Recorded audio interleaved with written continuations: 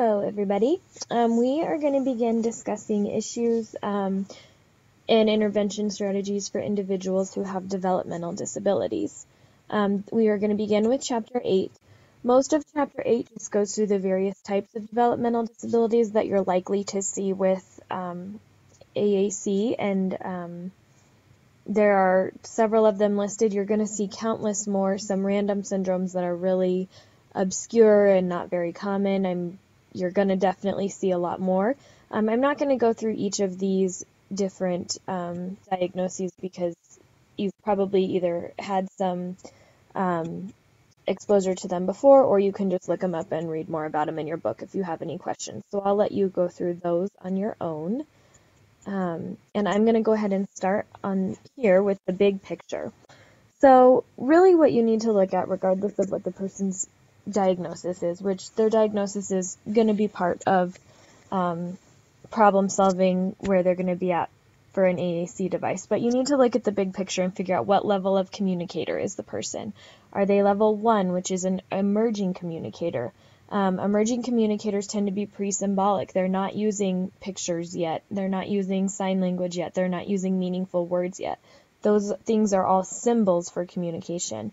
Emerging communicators may use reflective or reactive behaviors. They laugh, they cry, but these are still interpreted by you as communicative. You are assuming that that crying is meaning that the person is uncomfortable or not happy, which is a safe assumption typically, but it's still you're interpreting their communication, and they're not giving you clear or undoubted communication.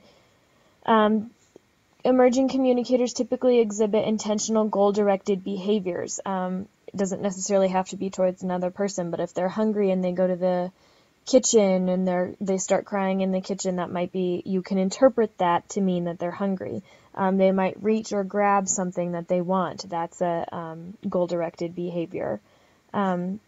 These individuals also are exhibiting intentional communicative behaviors that include gestures and other non-symbolic means.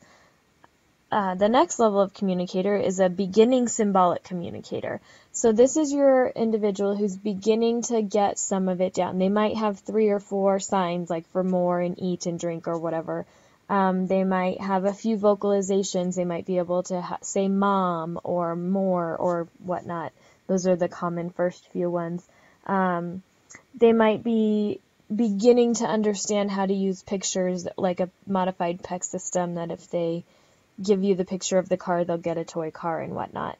Typically, these individuals are using one symbol at a time, so think of a single word utterance, for example.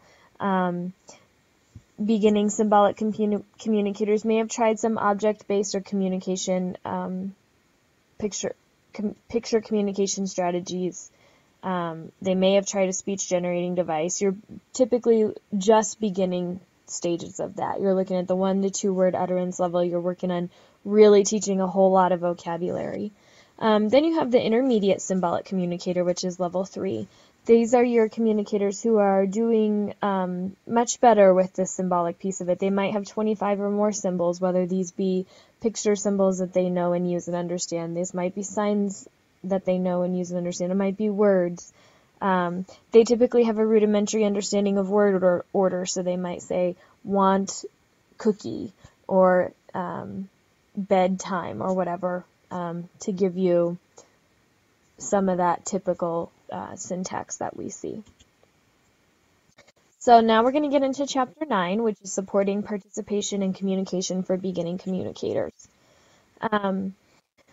A lot of times you're going to have children who are nonverbal that are going to have some pretty big problem behaviors. I want you to really think about the behaviors and the function of the behavior, because I almost promise you 9 times out of 10 it's related to their lack of ability to communicate.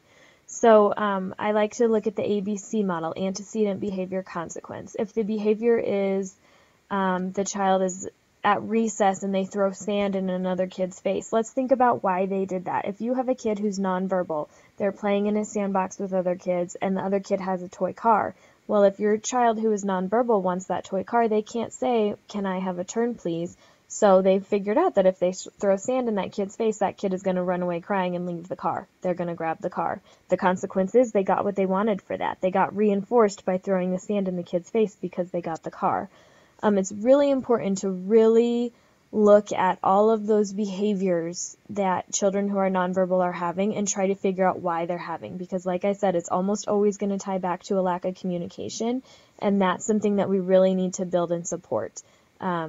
You need to be able to scaffold that child instead of throwing sand in his face, reach towards the car and maybe make a gesture or a vocalization, or give a Big Mac button that says, "My turn, please," and then at recess he can push the button for the other child to request a turn with the car. Things like that. You need to be able to teach more appropriate behaviors, more appropriate ways to communicate with people besides being aggressive or whatever. A lot of times in the schools, you can get your school psychologist involved, and they will perform a functional behavior assessment, which is basically using that ABC theory to try to figure out why behaviors are happening, and so that you can problem solve better solutions. In young children, early intervention services typically begin from birth to 3. They're in-home services, so an SLP or a early childhood special educator, sometimes both, will go to the home and really, a lot of times in this stage, it's a little bit more consultative, so you're working a lot more with the parents about these are strategies, these are things that you can do to start to increase communication and language with your child. After the child turns 3, they typically qualify for preschool, and then the services will happen more in a public preschool setting. There are a lot of communication opportunities. I'm sorry, excuse me. You want to be thinking about the participation model that we discussed during assessment. What are the other typically developing preschoolers communicating? What are they doing? How are they interacting? Same with the birth to 3. Think about that participation model. Creating predictable routines at home and in the preschool classroom is a fabulous way to begin communicative opportunities. Think about brushing teeth. That's a pretty predictable routine. First, you need to get all the things out. Get out the toothbrush, get out the toothpaste, turn on the water, get the toothbrush wet or whatever. During that routine, there's so much opportunity to be teaching a lot of vocabulary, whether it be through symbols or sign language, picture symbols, or sign language or whatever it may be, because those predictive routines are going to use consistent vocabulary, and you teach it, and then you can fade away your prompts, and the child can begin to use that vocabulary on their own. It's also really, really, really important. Kids learn through play. Research supports that 100%. Children learn through play. So think about how typically developing peers are playing. What toys are they playing with? I want you to give that vocabulary and those kinds of resources to the individual who's utilizing the AAC as well. If you have a child that has some more physical needs, make sure that they're able to hold the toys and manipulate the toys. If they don't have a lot of fine motor skills and so they can't pick things up really well, you can get Velcro gloves. Just take a normal pair of gloves, put some sticky Velcro on one side, put the other side of the Velcro on the toy so the child can pick up the toy just like their peers around them. Giving those opportunities for play is crucial. Switch-operated toys are also pretty common. You can get those from the SWAC Loan Bank or like through Enabling Devices or other AAC vendors, and that's really great for teaching cause and effect and also getting kids more involved with that play. So I really want you to be considering how can you use vocabulary in AAC and teach language through play at this young age. When you get into the older school age individuals, you need to be thinking about the opportunity barriers that are present. A lot of times kids who are nonverbal end up in self-contained classrooms, so they aren't in the gen ed classroom all day. They're in a small classroom with 5 or 6 peers who also have severe disabilities. When they are with their typical peers, a lot of times typical peers don't know how to talk to kids who are nonverbal, whether or not they have an AAC system. So they'll talk through the para. They'll say to the paraprofessional, "What's he having for lunch?" or "Why is he doing that?" instead of asking the child. So it's important to train paraprofessionals to teach other kids how to communicate with the child who is nonverbal so that people aren't talking around him or her all the time. Again, think about the participation model. Even if the individual is in a self-contained classroom, what kind of language is happening in that self-contained classroom that your individual needs to have access to? So this is just a quote from your book that I really like. The availability of genuine and motivating communication opportunities in inclusive settings is at least as important to the success of communication as the availability of appropriate access system, which basically means if you're not giving your client rich, stimulating, natural situations to practice their communication in, then it's not really going to do them any good.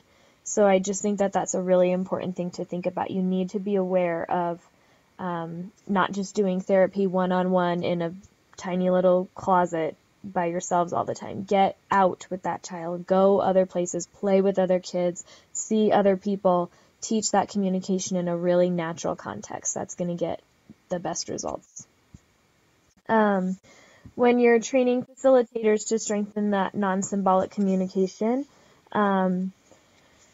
you need to distinguish between non-intentional signals for communication, so attention-seeking for social interaction. Sometimes kids who are nonverbal will have really inappropriate ways to seek attention because they want social interaction. They might hit or bite or squeal really loudly, and again, you need to think about the function of that behavior. Are they hitting to be aggressive and to be mean and to be bad? Or are they hitting because they want you to look at them and sing to them and play with them just like you are the other kids?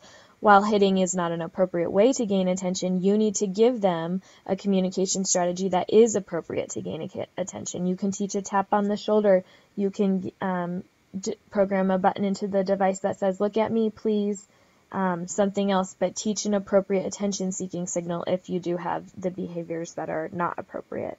You just need to think about the relationship with the behavior and the function of it. The same goes for accept and reject signals. So if a child really likes or really dislikes something and they don't have a way to say that, "I love this game, it's so fun," then they might get really excited and hand flap and accidentally hit the kid next to them. Think about the function of that behavior. They're trying to say, "I love this. This is so exciting." So teach them to say that. Give them some picture cards. Give them a button on their device. Teach them to clap instead of hand flap. Any kind of appropriate way to show excitement is a good thing to teach. Rejection signals are the same. Kids who are verbal, when they get frustrated and are done with something, they say, "I'm done. Leave me alone. I need a break." We don't always give that vocabulary to kids who are nonverbal, and we expect them to just keep going. But so then you get the reject signals, which turns into aggression and biting and whatnot. It's really important to give them a way to say, "I'm all done. I need a break. I'm overwhelmed." So again, look at the behaviors of your beginning communicators and figure out how it's related to communication and how you can change those behaviors into appropriate communicative actions. Some parent facilitator training programs. These are things that you can just look into if you're struggling with teachers and parents or other professionals and how to facilitate forming those behaviors from negative behaviors into communication behaviors. You can Google all of these to get more information about them. I just wanted you to be aware. There's communication partners. It takes two to talk, more than words. The CERTS model, Every Move Counts, is a really fabulous diagnostic tool too. But you need to be trained in it. But you can still look it up and find others who are. You want to optimize the person's behavior state. You need to be person-oriented. Focus on them, what's happening in their environment. Recognize and interpret those early communicative behaviors. Interpret them and change those behaviors into appropriate communicative behaviors. You need to promote interaction between others, between other peers, between other teachers, between their parents, and you need to be modeling language all the time. If your child is at the one-word utterance point, then you need to use one-word utterances when you're talking to them to model how they can do it. Or maybe two-word utterances to up it up a little bit, but make sure that the language you're modeling is appropriate for where your student is at the time.